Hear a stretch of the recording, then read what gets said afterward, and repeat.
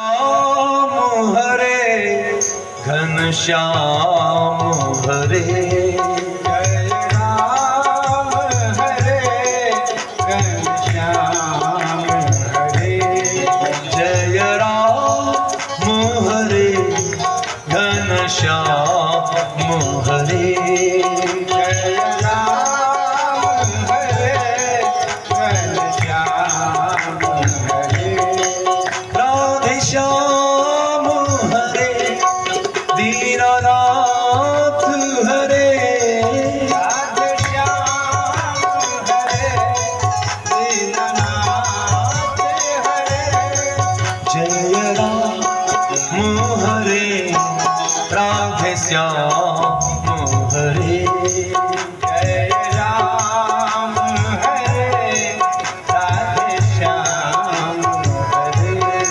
सीताराम हरे राधे श्याम हरे, सीताराम हरे राधे श्याम हरे, राधे श्याम हरे घनश्याम हरे,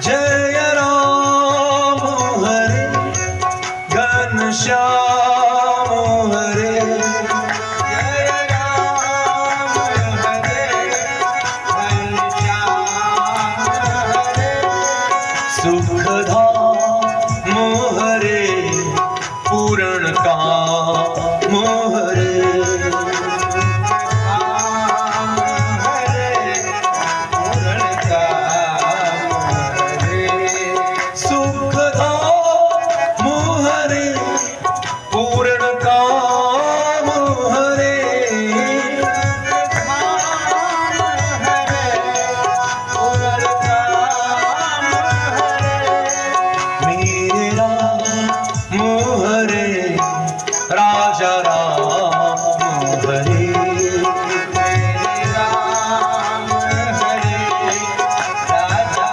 राम हरे, सीताराम हरे राधे श्याम हरे, राम हरे राधे श्याम हरे, जय राम हरे घनश्याम हरे, जय राम हरे राधे श्याम हरे, मेरे नाथ तुम्ही, मेरे नाथ तुम्ही, मेरे नाथ तुम्हें, मेरे नाथ तुम्हें, वीरनाथ तुम्ही, सीतानाथ तुम्ही, दीननाथ तुम्हें, सीतानाथ तुम्हें, जय राम हरे राधे श्याम हरे, जय राम हरे राधे श्याम हरे, राधे श्याम हरे राधे श्याम हरे, राधे श्याम हरे राधे श्याम हरे, सीताराम हरे सीताराम हरे, सीताराम हरे सीताराम हरे, राधा रमण भगवान की जय राघवेंद्र सरकार की जय, परम पवित्र पावन भगवान का ये पावन चरित्र श्रीमद् भागवत ज्ञान यज्ञ पुण्य पुंज और भगवान की कृपा से प्राप्त होता है। आप भागवत के दसम स्कंद की पावन कथा का श्रवण कर रहे हैं। भगवान के प्रथम पुत्र थे और बाण नाम का एक राक्षस था। वो भगवान शंकर की नारद जी से पूछा कि कौन प्रसन्न होंगे? कहा भगवान शिव। उसने भगवान शिव की आराधना की, भगवान शिव की आराधना की। एक बार भगवान शिव तांडव नृत्य कर रहे थे तो उसने बहुत सारे संगीत के वाद्य यंत्र भगवान के लिए बजाए, भगवान के लिए बजाए।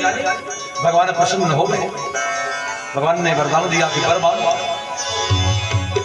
आज से आप मेरे इस राज्य की रक्षा करिए अखंड रूप से। भगवान सेवक बन गए भगवान शिव। लेकिन एक दिन क्या हुआ, बल और संपत्ति पाके बाणासुर भगवान के सम्मुख आया कि मेरी शरीर में खुजली हो रही है, कोई मेरे समान योद्धा जगत में दिखाई नहीं पड़ता, आप मेरे साथ युद्ध करो, मुझे वीर कब मिलेगा युद्ध के लिए? भगवान शिव को क्रोध आ गया। संपत्ति और प्रतिष्ठा प्राप्त करके, संपत्ति और प्रतिष्ठा प्राप्त करके तुमने अपने जीवन को गलत दिशा चुन ली, तुम में अहंकार आ गया।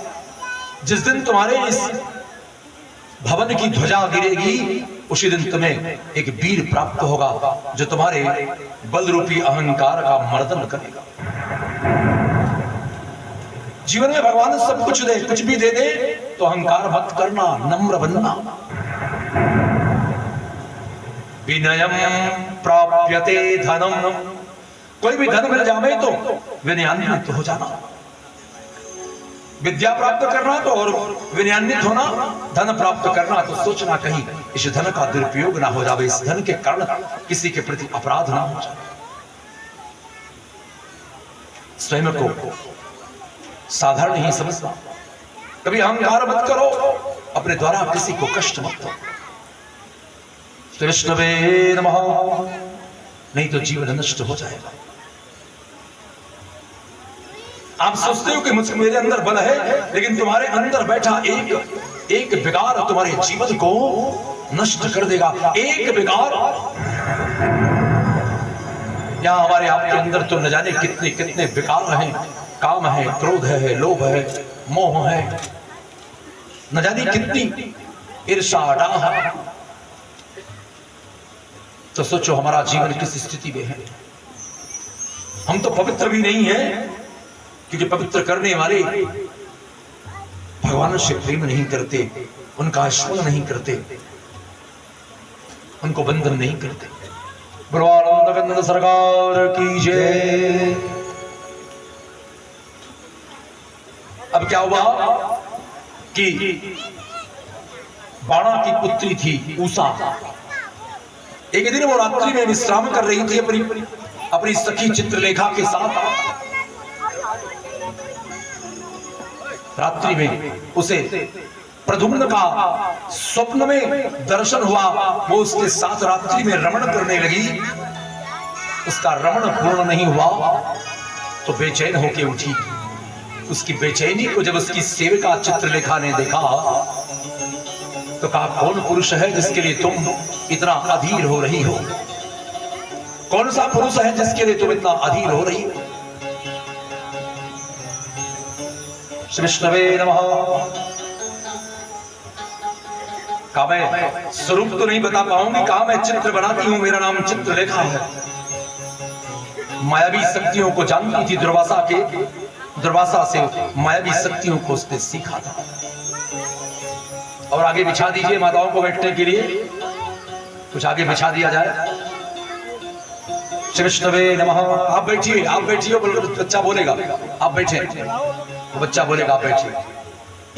गद्दा और आगे तक बिछा दीजिए, बच्चे बैठ जाए। तो उसने बहुत सारे चित्र बनाए तो सब नकार दिया, लेकिन जब भगवान प्रद्युम्न के स्वरूप को चित्रलेखा ने बनाया तो उषा लज्जा से शर्मा गई। चित्रलेखा बड़ी मायावी शक्तियों की स्वामी थी।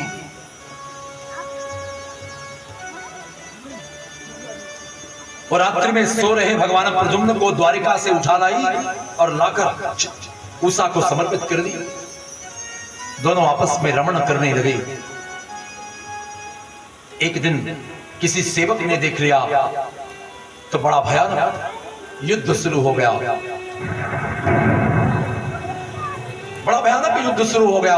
भगवान को सूचना मिली तो भगवान भी अपनी सेना के साथ पहुंचे और अपने भक्त की रक्षा करने के लिए, बाणासुर की रक्षा करने के लिए भगवान शिव भी बाणासुर की तरफ से लड़ाई के मैदान में आ गया। अब उधर होने लगा हर हर महादेव, इधर होने लगा राधे कृष्ण युद्ध शुरू हो गया। भगवान तो अपने शिव की स्वभाव से परिचित थे। धीमी आवाज में भगवान शिव के स्वभाव से भगवान कृष्ण परिचित थे। शिव सावधान हो जाओ, तुम बाणासुर की रक्षा कर रहे हो, यह अहंकारी है, मैं इसे नष्ट कर दूंगा। भगवान कहते हैं स्वामी मैंने संकल्प ले लिया है अपने भक्त की रक्षा करने के लिए, अब तो लाज आपको रखनी पड़ेगी। आप अपने पुत्र की रक्षा करिए, मैं अपने शिष्य की रक्षा करूंगा। बाण शुरू हुए। पहले ज्वरात्मक स्त्रोत ज्वर मंत्र, ज्वर वाला बाण चला तो भगवान शिव को बुखार आ गया। विष्णवे नमः। जब उन्होंने हाथ जोड़ा तो शांत कर दिया।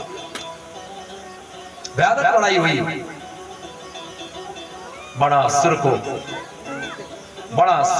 परास्त कर दिया। भगवान शिव को प्रसन्न कर दिया। बाणासुर को मारने जा रहे थे। भगवान शिव ने प्रार्थना की कि मेरी लाज रखिए स्वामी, नहीं तो आपका भी मान जाएगा। आनंद गंध सरकार की जय। शांति रखो। इसके बाद भगवान अपनी बहू को लेकर अपने धाम में आ गए। गोविंद भगवान की जय। सूर्य ग्रहण लगा हस्तिनापुर में। बड़े बड़े ऋषि मुनि महात्मा संत वासुदेव देव की मथुरा के श्रेष्ठ जन सूर्य ग्रहण में स्नान करने के लिए आए। गोपिकाओं ने सुना कि कृष्ण आए हैं तो गोपिकाएं भी भगवान का दर्शन करने के लिए आई। नंद बाबा भी आए। भगवान को जब देखा तो बड़े आनंदित हुए।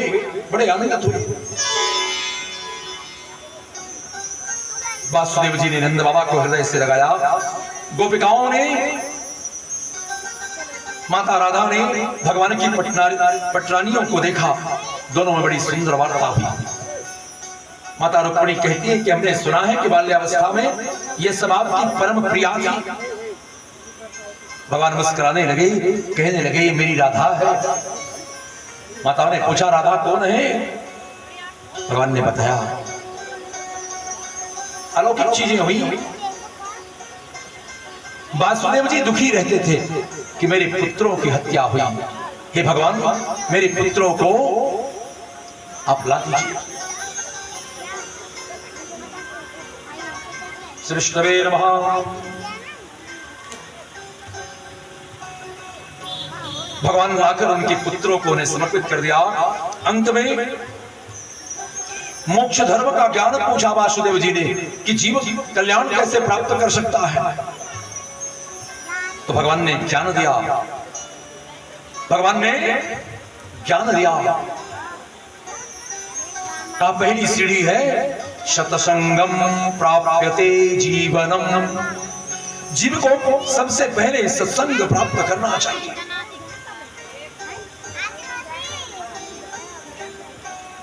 जीवन तो निवृत्ते सत्संगम। और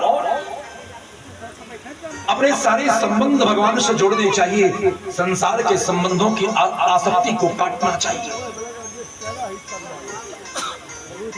संसार के संबंधों की आसक्ति को काटना चाहिए।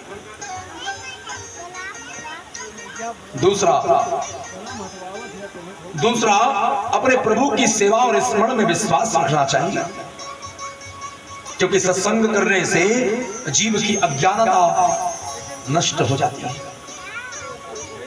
जीव की अज्ञानता नष्ट हो जाती है। सत्संगत किम न करोति पुंसाम, सत्संगत क्या नहीं कर सकती। रामायण भी कहती है कि बिनु सत्संग विवेक न होई, बिनु सत्संग विवेक न होई। राम कृपा बिनु सुलभ न सोई, राम कृपा बिनु सुलभ न सोई। बिनु सत्संग विवेक न होई।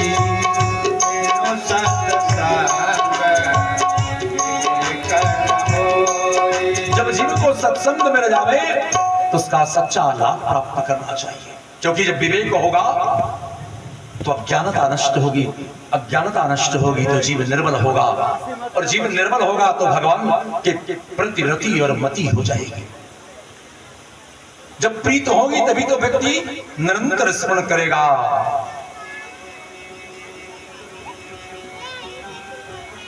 जीव भगवान की शरणागति प्राप्त करेगा। जीव को तो चाहिए जीवन में वो पिता के प्रति बहुत कुछ करता है, पुत्र के लिए बहुत करता है, संसार के लिए बहुत करता है, लेकिन मुझे सुख नहीं मिलता।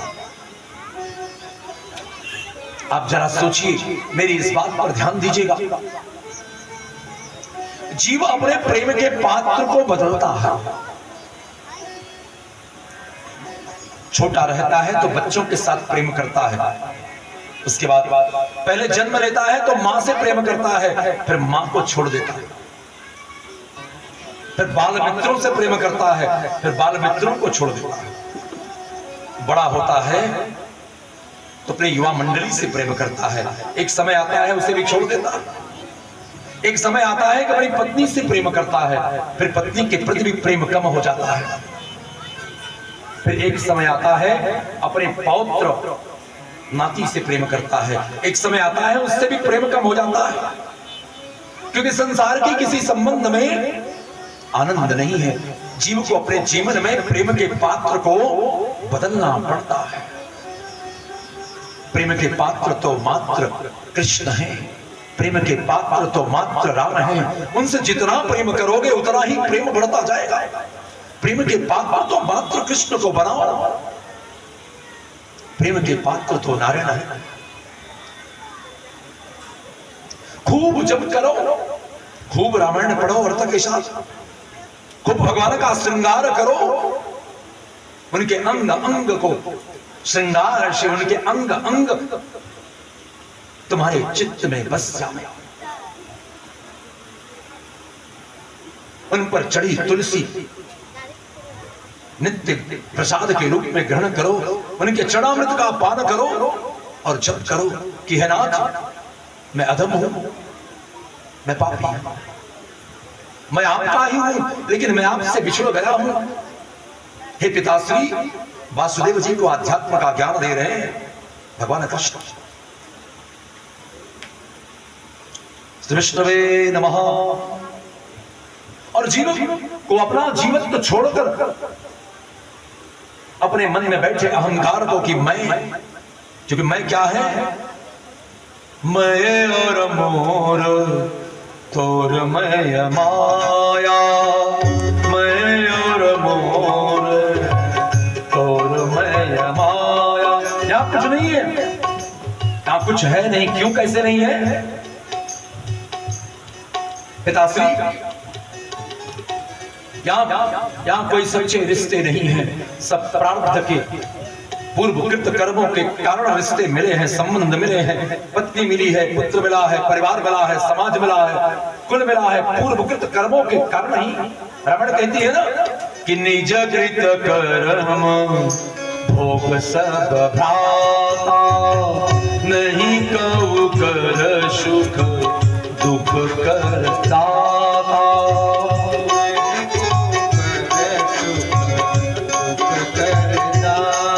और भी कहते हैं कि यही सर आवत अति कठिनाई, यही सर आवत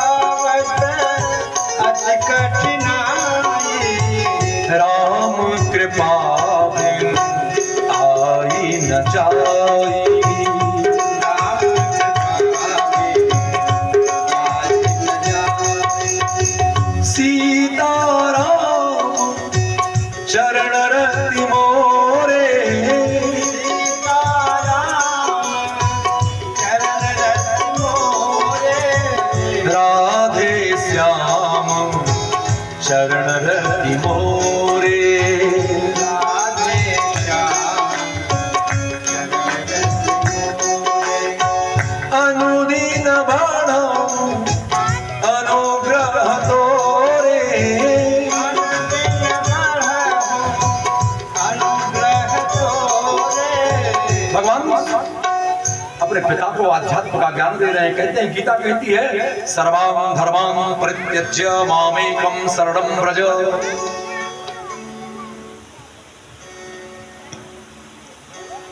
और फिर कहते हैं कि सब ही सुलभ सब दिन सब देसा।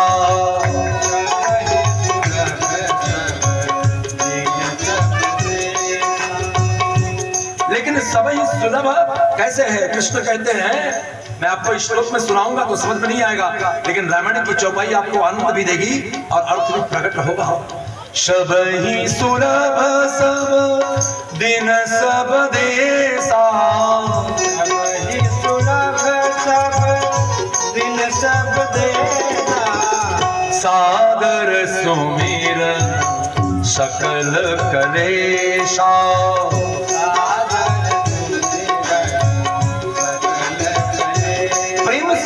प्रेम से भगवान के नाम का जप करो, प्रेम से कीर्तन करो, प्रेम से श्रृंगार करो, प्रेम से चरणामृत लो।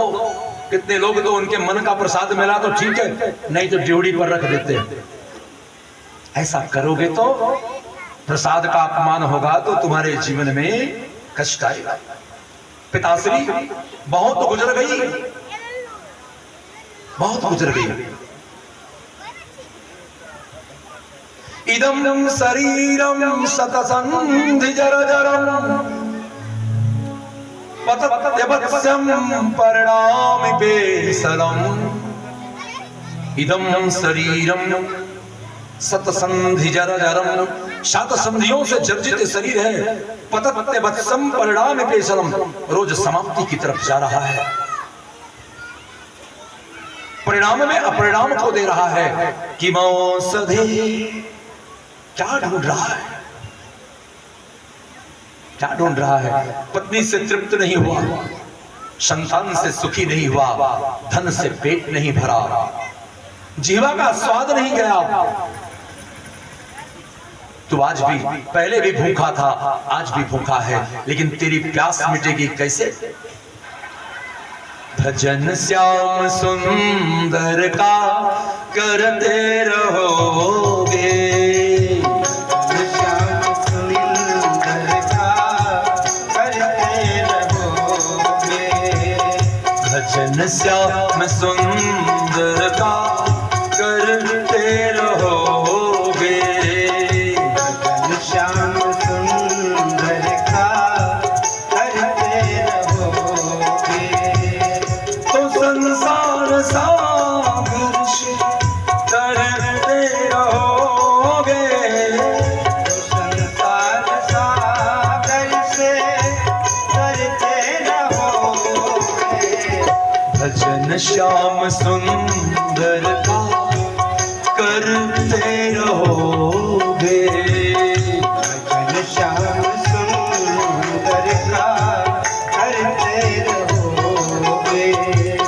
तो संसार सागर से तरते रहोगे। तो संसार सागर से तरते रहोगे। भजन श्याम सुंदर का करते रहोगे। भजन श्याम सुंदर आवाज ठीक है, संगीत कम रखो। करते रहोगे। कृपानाथ बेशक मिलेंगे किसी दिन। कृपानाथ बेशक सक मिलेंगे किसी दिन। कृपानाथ बेशक मिलेंगे किसी दिन। कृपानाथ बेशक मिलेंगे किसी दिन। जो सत्संग पथ से गुजरते रहोगे, जो सत्संग पथ से गुजरते रहोगे, भजन श्याम सुंदर का करते रहोगे। भजन श्याम सुंदर का करते रहोगे, तो संसार सागर से तरते रहोगे। तो संसार सागर से करते रहोगे।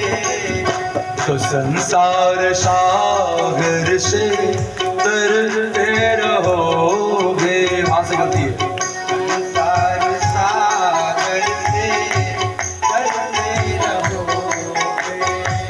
चढ़ोगे हृदय पर सभी के सदा तुम। चढ़ोगे हृदय पर सभी के सदा तुम। जो अभिमान गिर से उतरते रहोगे। अभिमान गिरी से उतरते रहोगे। न होगा अभिमान को नष्ट करना है, बिना अभिमान नष्ट किए भक्ति प्राप्त नहीं कर सकते।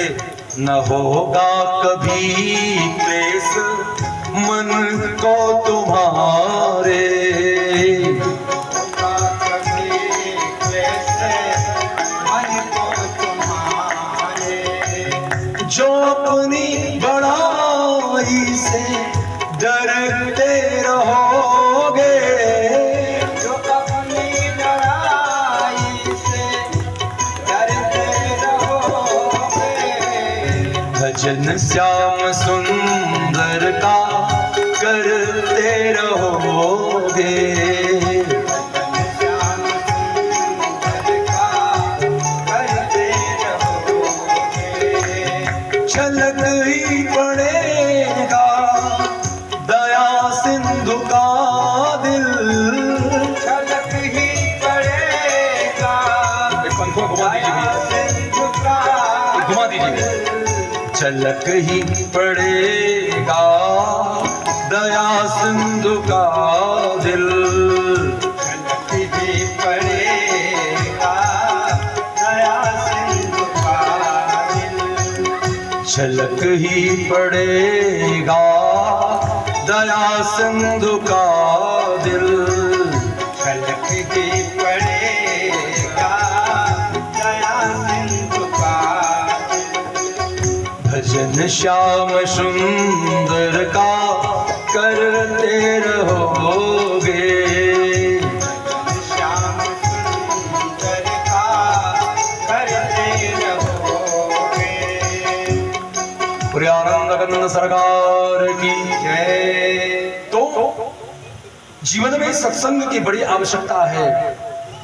जीव के जीवन में सत्संग की बड़ी आवश्यकता है। जब तक ज्ञान नहीं होगा तो चीजें समझ में आएंगी नहीं। अगर भगवान को प्राप्त करना है तो सत्संग को प्राप्त करना ही होगा। सत्संग को प्राप्त करना ही होगा।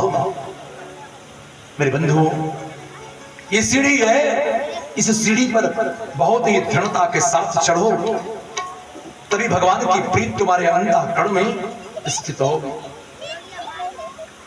निरंतर अभ्यास करो, निरंतरम कम से कम 3000 जप तो नित्य होना चाहिए, चाहे वो राम नाम का हो चाहे कृष्ण नाम का हो। और भगवान का चरणामृत और भगवान का ही प्रसाद ग्रहण करना और प्रातः उठ के भगवान का जप करके उठना, तुम्हारा जीवन सुधरेगा, निश्चित सुधरेगा। अपने लिए कामनाएं छोड़ दो, जब तक कामनाएं तुम्हारे अंतःकरण से समाप्त नहीं होंगी तब तक तुम्हें प्राप्त कुछ भी नहीं होगा। अपने लिए कुछ मत सोचो, अपने लिए कुछ भी मत सोचो।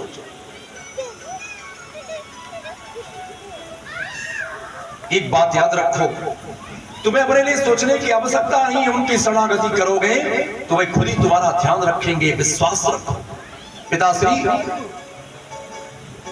जीव को सत्संग की प्राप्ति करनी चाहिए, विमल मति जीव को प्राप्त होती है। विष्णवे नमः बंद होता रहता है बीच बीच में। अपने पिता को दिव्य ज्ञान दिया, उन्हें पुत्र प्रदान किया और गोपिकाओं को अंतिम प्रेम और ज्ञान देकर गोपिकाओं ने अपने शरीर का त्याग किया। वही गोपी चंदन बना, वही गोपी चंदन बन गया।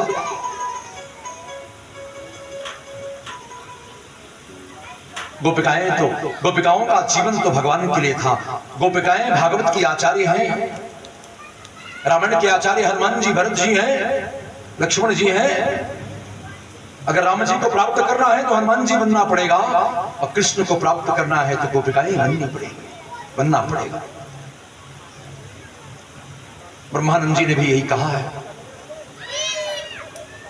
तो चलिए आगे के प्रसंग में प्रवेश करते हैं। सुदामा जी के पावन चरित्र का श्रवण करते हैं, कीर्तन करते हैं और फिर सुदामा जी के पावन चरित्र का श्रवण करते हैं। विष्णवे नमः। गोविंद हरे गोपाल हरे, हरे गोपाल हरे, गोविंद हरे गोपाल हरे। जय जय प्रभु दीन दयाल हरे, जय जय प्रभु दीन दयाल हरे। जय जय प्रभु दीन दयाल हरे। जय जय प्रभु दीन दयाल हरे। गोविंद हरे गोपाल हरे, गोविंद हरे गोपाल हरे। जय जय प्रभु दीन दयाल हरे। जय जय प्रभु दीन दयाल हरे। गोविंद हरे गोपाल हरे। गोविंद हरे गोपाल हरे। प्रियानंद गंध सरकार की जय। सुदामा का चरित्र अलौकिक चरित्र है। परीक्षित ने कहा कि भगवान, मुझे परम भक्त, परम भगवान के परम प्रिय, परम भाग्यशाली सुदामा जी के पावन चरित्र की पावन कथा का श्रवण कराइए। प्रियानंद गंध सरकार की जय।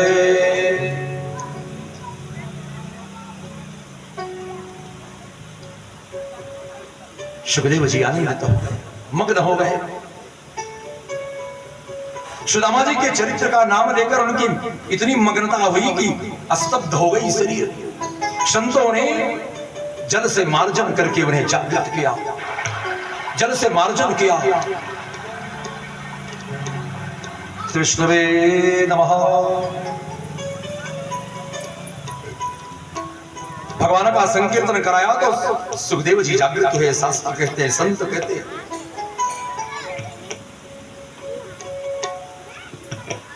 भागवत में तो कथा संक्षिप्त में है, मैं आपको कुछ विस्तार दूंगा क्योंकि और भी कथाएं हैं, लेकिन कुछ भी विस्तार दूंगा।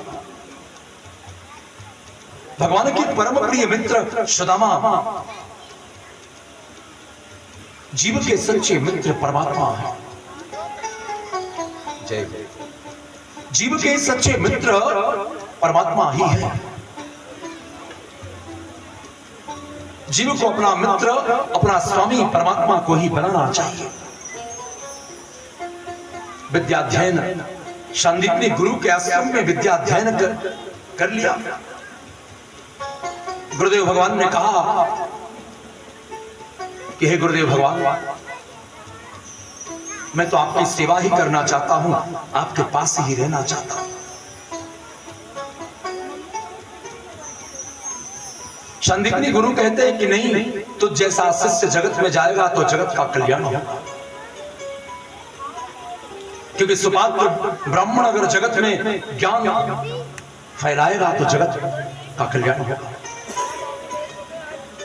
तुम महान तपस्वी हो, ज्ञानी हो, तुम में पाखंड नहीं है, ढोंग नहीं है। सुदामा जी कहते हैं कि मैं तो बस आपकी सेवा करना चाहता हूं। हे गुरुदेव भगवान, बस आपकी सेवा में ही अपने जीवन को समर्पित करना चाहता हूं। गुरु अपने शिष्य की पात्रता को जानते हैं कि किसके अंदर क्या गुण है, किसकी क्या क्षमता है, किसकी बुद्धि क्या है।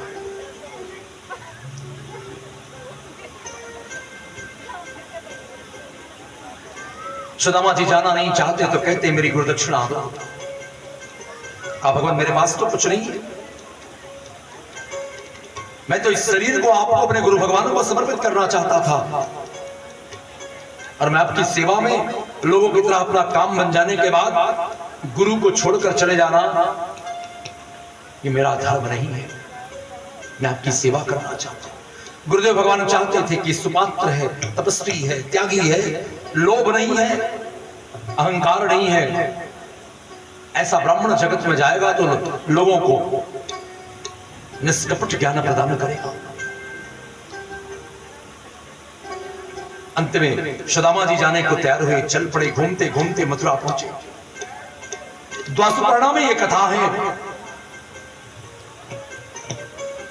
जिसका मैं संक्षिप्त उल्लेख कर रहा हूं शास्त्री में। तो सुदामा जी भ्रमण करते करते पहुंचे, वहां शास्त्रार्थ चल रहा था। आध्यात्म विषय पर ब्राह्मणों को बोलने का आदेश आचार्यों ने दिया था कि इस विषय पर सभी ब्राह्मणों को बोलना है। जो सबसे श्रेष्ठतम ज्ञान को प्रकट करेगा उसे इनाम मिलेगा, पुरस्कार मिलेगा। प्रवानंद कंद सरकार की जय। सुदामा जी पहुंचे, अलंकार से रहित, कम बोलने वाले, शांत चित्त, विषयों से विरक्त परमहंस सुदामा जी पहुंचे। उन्हें आसन दिया गया। कहा भगवान इस विषय पर इन सब के बाद आपको भी बोलना है। सभी ने मुक्ति विषय, मोक्ष पर बहुत कुछ बोला। अंत में सुदामा जी का जब नंबर आया तो सुदामा जी ने बड़ा सुंदर ज्ञान दिया।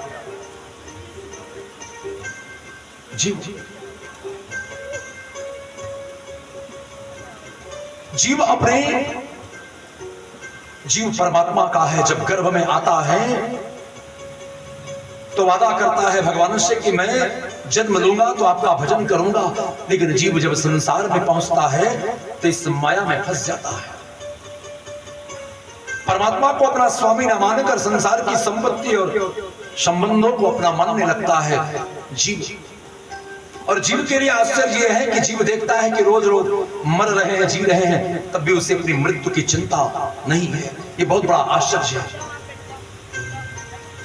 मरना सबको है। विष्णवे नमः। कृतम कर्म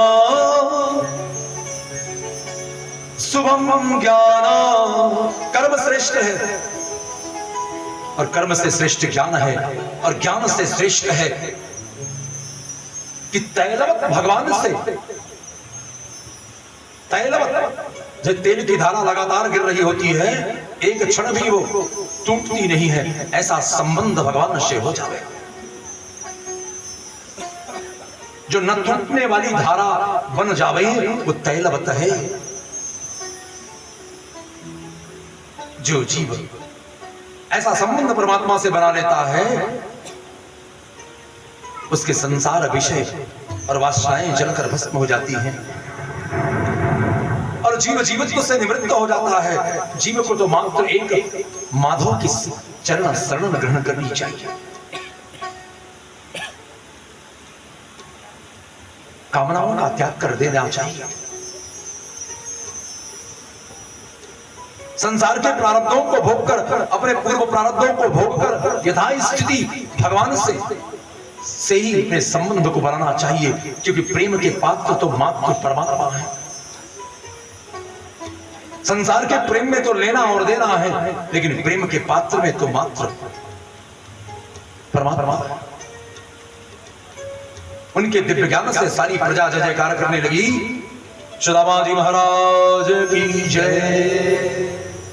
अब पुरोहित थे मथुरा के, उनकी इच्छा हुई कि मैं अपनी कन्या का विवाह सुदामा जी से कर। उस कन्या का नाम तो सुशीला था। आज तो कन्याओं के नाम गंगा है, लेकिन मांगोगे तो गिलास पानी देने में उन्हें आलस्य आता है। अरे ले लेते किसी से कुछ मांगो और कहो मत, जो जैसे रहता है उसे कुछ बोलो मत। अगर कुछ सही चीज कह दोगे तो लोगों को बुरा लगता है। कुछ करना ना पड़े, कुछ कहे कोई कुछ कहे ना, स्वतंत्र लोग रहे। ये कोई जीवन नहीं है, ये तो पशुओं का जीवन है। स्वयं को आत्मानुशासनम, यम नियम आसन प्राणायाम प्रत्याहार ध्यान धारणा समाधि, अष्टांग योग के बाद शासनम अनुशासनम स्थितम स्थिर चित्तम मनः समाधि साध्य समाधि दिव्य समाधि प्रवृत्ति निवृत्ति को प्राप्त करने का दृढ़ संकल्प करना चाहिए। ये कोई साधारण विषयक कथा नहीं है, ये राजा रानी की कथा नहीं है मनोरंजन करने वाली। एक थे राजा एक थी रानी, ये मनोरंजन का विषय नहीं है। ये कथा भगवान से संबंध जोड़ने वाली, हृदय को आह्लादित करने वाली, परम प्रीति को प्रदान करने वाली, अपने दोषों का दर्शन कराने वाली और अंतःकरण में पवित्र भक्ति और प्रीति का संचार करने वाली, भगवान की भक्ति में मुग्ध करने वाली, भौरे की तरह भक्ति रूपी रस पिलाने वाली ये पावन कथा भागवत की है। ये राजा रानी की कथा नहीं है। ये तो सिद्धांत को सिद्ध करने के लिए दृष्टांत है कि एक राजा थे, कृष्णवे नमः। सिद्धांत जीव के जीवन का सिद्धांत है। धर्म से जुड़ी हुई चीजें हैं। भैया घर में सब रहते हैं, लेकिन सब कैसे रहते हैं, जब उसकी बात होगी तो बहुत सारी बातें होंगी। लेकिन है घर पुरुष, लेकिन पुरुष है तो पुरुष में बहुत सारी चीजें हैं, लेकिन बात पुरुष और पुरुष के पुरुषार्थ की ही है। कृष्ण भाषा के ज्ञान को अगर बताया जाएगा तो रुचिकर नहीं होगी। इसलिए राजा रानी के विषय को बीच में रखकर सिद्धांतों को सिद्ध करने के लिए दृष्टांत दिए गए हैं। जैसे शांतिप्री चाहते हैं कि ये शिष्य जगत में जाए। जगत में क्यों जावे, मैं दृष्टांत देता हूं आपको। एक बार गुरु नानक देव एक गांव में गए सत्संग करने के लिए। बोलो आनंद कंद सरकार की जय। कि सुपात्र ब्राह्मण अगर जगत में ज्ञान देने जाएगा तो लोगों का कल्याण होगा। कुपात्र जाएगा तो किसी के घर में भूत, किसी के घर में प्रेत, किसी के घर में कंठी और किसी के घर में माला पहनाएगा। चरित्र नहीं सही कर पाएगा, आचरण नहीं पवित्र कर पाएगा, भक्ति नहीं बता पाएगा। ये पाखंड विद्याएं हैं। राजा महाराजाएं स्वाभाविक रूप से मणिमाणिक पहनते थे, समृद्धि थी। आज वो व्यापार के नाते, उसे बेचने के नाते उसका एक ढंग बना दिया गया है कि ग्रहों के बहाने, इसके बहाने उसे पहनाओ, नहीं तो काम नहीं बनेगा। जरा सोचो कि भगवान के नाम से बढ़कर किसी चीज में शक्ति है? नहीं। आचरण से बढ़कर कुछ है? भगवान की सेवा से बढ़कर कुछ है? दान से बढ़कर कुछ है? लेकिन संसार में कुछ सही विषयों का बहाना के बहाने कुछ और विषयों को फैलाया जाता है। जैसे YouTube पर आप देखेंगे तो 80% वीडियो आपको झूठे मिलेंगे, और झूठे वाले वीडियो की व्यू बहुत ज्यादा होगी, लेकिन सही वीडियो में कुछ ही वीडियो होंगे जिनकी व्यूज होगी। हमारे यहाँ एक पंडित जी थे, दिनेश जी, वो चले गए खानसर के पास और बोले हमको भी थोड़ा सा, और उनके बहुत व्यूज बढ़ गए। कहा मैं गोल्ड मेडलिस्ट हूँ। जब उनके आश्रम से टिकर माफी से चर्चा आने लगी कि अरे तुम गोल्ड मेडलिस्ट, वो शर्माने लगे मैं गोल्ड मेडलिस्ट हूँ। अपनी संध्या एक माला ठीक से नहीं जप कर पाते और बोले गोल्ड मेडलिस्ट हूँ। प्रचार तो हुआ, 2-4 काम भी आया, लेकिन बाद में सब लोगों ने जो हितैषी थे जान गए कि तुम्हारे अंदर क्या कर रहे हो, तो झूठा फरेब करते। अरे बढ़ाएंगे तो कौन बढ़ाएंगे? गोविंद बढ़ाएंगे। कृपा करेंगे तो वो कृपा करेंगे। किसी भक्त की दृष्टि, किसी संत की दृष्टि के बहाने, किसी सज्जन पुरुष के बहाने कोई ऐसा संयोग बन जाएगा, कार्य हो जाएगा। संत तो ऐसी चीजों में लिप्त नहीं होता, जानता है कि आज तक जिसने मुझे सब कुछ प्रदान किया है वही करेंगे। कृष्ण वे नमः। उसी तरह